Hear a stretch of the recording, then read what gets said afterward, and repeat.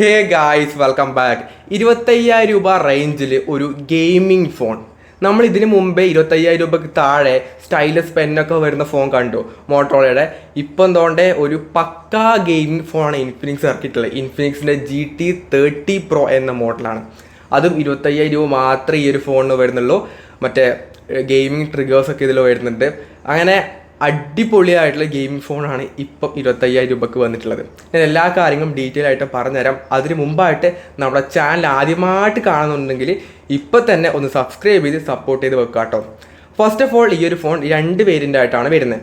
Base model 8GB 256GB ആണ്. ഇതിൻ്റെ പ്രൈസാണ് 24,999 ആയിട്ടാണ് വരുന്നത്. ഹയർ വേരിയൻ്റ് ആയിട്ടുള്ള 12GB 256GB വേരിയൻ്റെ പ്രൈസ് 26,999 ആയിട്ടാണ് വരുന്നത്. ഇത് കൂടാതെ തന്നെ ബാങ്ക് ഓഫർ കൂടെ വരുന്നുണ്ട്. അങ്ങനെയാണെങ്കിൽ 22,999 ഈ ഒരു ഫോൺ കിട്ടുന്നുണ്ട്.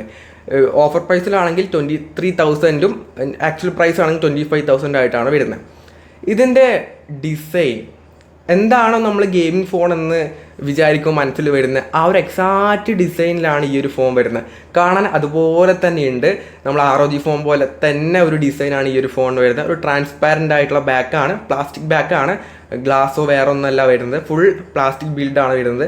എന്നാലും കാണാനൊക്കെ നല്ല നൈസായിട്ട് RGB ലൈറ്റിംഗ് ഒക്കെ തന്നെ കൊടുത്തിട്ടുണ്ട്. ഗെയിമിംഗ് ഫോണല്ലേ, എന്തായാലും ലൈറ്റിൻ്റെ ആവശ്യം എന്തായാലും ഉണ്ട്.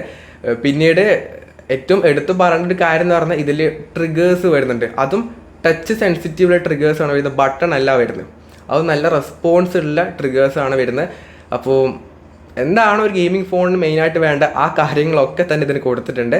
കാണാൻ നല്ല നൈസായിട്ടുണ്ട്. IP64ൻ്റെ IP റേറ്റിംഗ് അവിടെ കൊടുത്തിട്ടുമുണ്ട്. ഡിസൈനിൻ്റെ കാര്യത്തിൽ ഒന്നും പറയാനില്ല. 25,000 രൂപ റേഞ്ചിൽ വേറെ ഏതൊരു ഫോണിനും ഈ ഇത്രയും സംഭവം വെച്ചുകൊണ്ട് ഗെയിമിംഗ് ഫോൺ ഇതുവരെ ഇറക്കിയിട്ടില്ല. ആദ്യമായിട്ടാണ് ഇൻഫിനിക്സ് ഇങ്ങനെ ഒരു ഫോൺ ഇറക്കുന്നത്. സോ ആ കാര്യത്തിൽ ഇൻഫിനിക്സ് പൊളിച്ചിട്ടുണ്ട് കേട്ടോ. ഇനി ഇതിൻ്റെ ഡിസ്പ്ലേ പറ്റി പറയുകയാണെങ്കിൽ 6.78 ഇഞ്ച് വരുന്ന 1.5K റെസൊല്യൂഷൻ വരുന്ന 144 ഹെർട്സിൻ്റെ അമോലഡ് ആയിട്ടുള്ള ഡിസ്പ്ലേ ആണ് വരുന്നത്. 1600 നിറ്റ്സിൻ്റെ ഹൈ ബ്രൈറ്റ്നസ് വരുന്നുണ്ട്. 4500 നിറ്റ്സിൻ്റെ പീക്ക് ബ്രൈറ്റ്നസ് ആണ് വരുന്നത്. കോർണിംഗ് ഗൊറില്ല ഗ്ലാസ് 7 പ്രൊട്ടക്ഷനും ഫ്രണ്ടിൽ വരുന്നുണ്ട്. ഒരു ഫ്ലാറ്റ് ആയിട്ടുള്ള ഒരു കിടിലനായിട്ടുള്ള ഡിസ്പ്ലേ ആണ് വരുന്നത്. ഈ ഒരു പ്രൈസ് റേഞ്ച് നമുക്ക് ഇതിൻ്റെ അപ്പുറത്ത് എക്സ്പെക്റ്റ് ചെയ്യേണ്ട ഒരു ആവശ്യമില്ല. അത്രക്കും ടോപ്പ് നോച്ച് ആയിട്ടുള്ള ഒരു ഡിസ്പ്ലേ ആണ് ഈ ഒരു ഫോണിന് വരുന്നത്. ഗെയിമിങ്ങിനും ഒരു ഇഷ്യൂസും ഇല്ല. 144 ഹെർട്സ് വരുന്നുണ്ട്. അത് എല്ലാം ഒന്നും വർക്കാവില്ല. നമുക്കിപ്പം സെറ്റിങ്സിൽ നമുക്ക് 144 ഹെർട്സ് ഇടാൻ വേണ്ടി പറ്റും. മെസ്സേജ്, ഡയലർ, അങ്ങനെ ചില 2-3-4 ആപ്പ് മാത്രമേ 144 ഹെർട്സിൽ വർക്കാവുള്ളൂ. ബാക്കിയൊക്കെ തന്നെ 120 ഹെർട്സും 90 ഹെർട്സും ഒക്കെയാണ് വർക്കാവുന്നത്. അതുകൊണ്ട് ഇത് ഉണ്ടായിട്ടും വലിയ കാര്യമൊന്നും ഇല്ല കേട്ടോ. ചില ഗെയിംസ് മാത്രമേ 144 ഹെർട്സിൽ കളിക്കാൻ വേണ്ടി പറ്റുള്ളൂ. നമ്മൾ കോമൺ ആയിട്ട് കളിക്കുന്ന ഗെയിം ഒന്നും 144 ഹെർട്സ് സപ്പോർട്ടും ചെയ്യുന്നില്ല. അപ്പം അത് ഉണ്ട് എന്നല്ലാതെ വലിയ ഉപയോഗമൊന്നും ഇല്ല കേട്ടോ. പിന്നീട് ഇതിൻ്റെ ക്യാമറ വൈസ് അങ്ങനെ വലിയ ഗംഭീര ക്യാമറ ഒന്നും ഇല്ല കേട്ടോ. എന്നാലും 108 MBയുടെ പ്രൈമറി ക്യാമറ കൊടുത്തിട്ടുണ്ട്. 8 MBയുടെ ആണ് അൾട്രാ വൈഡ് ക്യാമറ ആയിട്ട് വരുന്നത്. സെൽഫി ക്യാമറ ആണെങ്കിൽ 13 MBയുടെ സെൽഫി ക്യാമറയും വരുന്നുണ്ട്. ഫ്രണ്ടിലും റിയറിലും 4K ഷൂട്ട് ചെയ്യാൻ വേണ്ടി പറ്റുന്നുണ്ട്. റിയർ ക്യാമറയിലാണെങ്കിൽ 16 FPS കൊടുത്തിട്ടുണ്ട്. സെൽഫി ക്യാമറയിലാണെങ്കിൽ 13 FPS ആണ് 4K വരുന്നത്. അത്യാവശ്യം ഒരു ഡീസൻ്റ് ആയിട്ടുള്ള ക്യാമറ 25,000 രൂപ റേഞ്ചിൽ ഒരു ഡീസൻറ്റ് ക്യാമറ മാത്രമേ ഇതിൽ കിട്ടുന്നുള്ളൂ. അല്ലാതെ വേറെ ലെവൽ ബെസ്റ്റോ അങ്ങനെയൊന്നും ഇല്ല കേട്ടോ. ഡീസൻറ്റ് ക്യാമറ ഈ ഒരു ഫോൺ എന്തായാലും കിട്ടുന്നുണ്ട്. ഇനിയാണ് ഇതിൻ്റെ ഏറ്റവും ഹൈലൈറ്റ് ആയിട്ടുള്ള കാര്യം, പെർഫോമൻസ്.